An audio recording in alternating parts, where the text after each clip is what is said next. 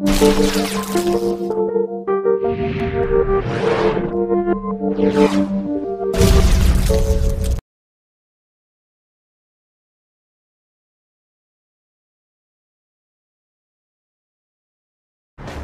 guys, this is iTozzaBro here, bringing you guides and tips to survive infected.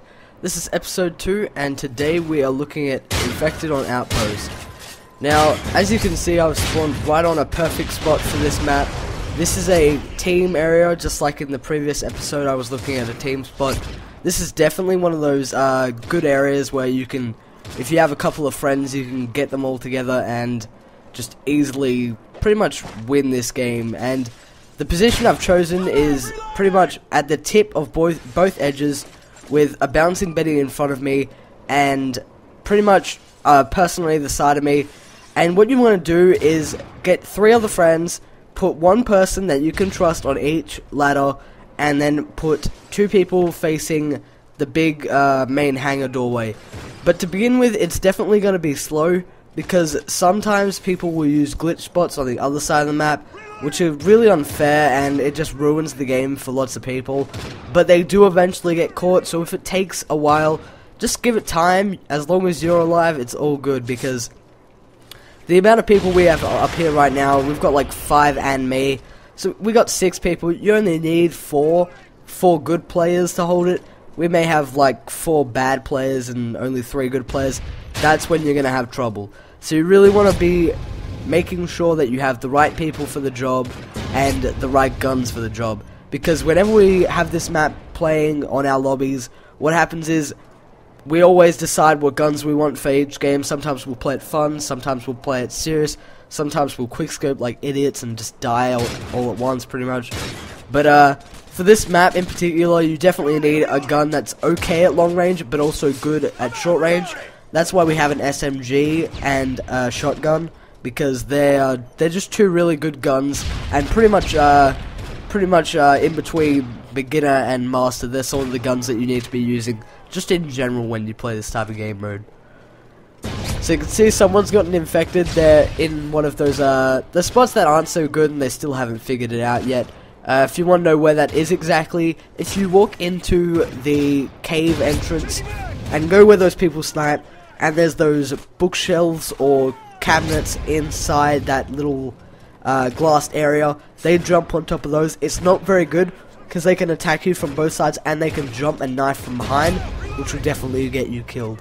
Now, these people think they're pros and experts and rushing.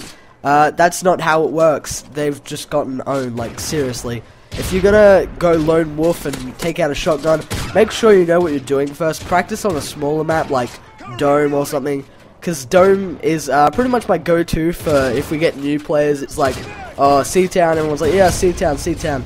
But yeah, I would really recommend starting on Dome if you want to try and do some more of the crazier stuff, because it's a smaller map. You learn the spawns really easily, and it's just easy to pick them off.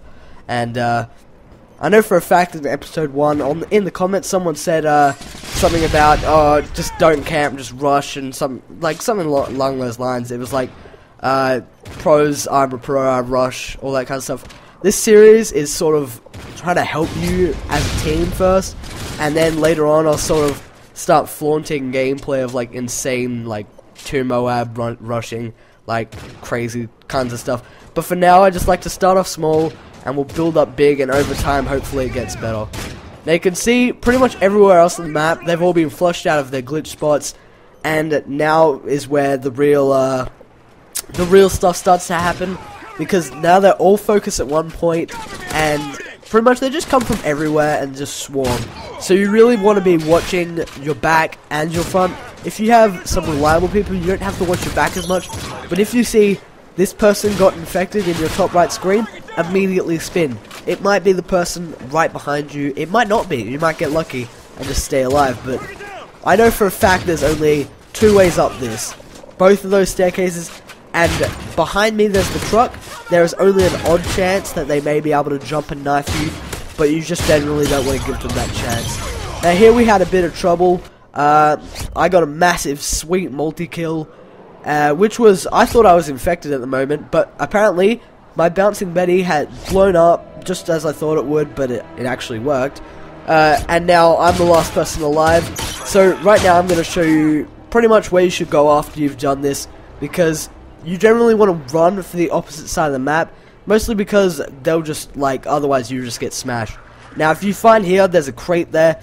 I was planning on climbing up that, but then I get knifed in the back because this guy spawned here.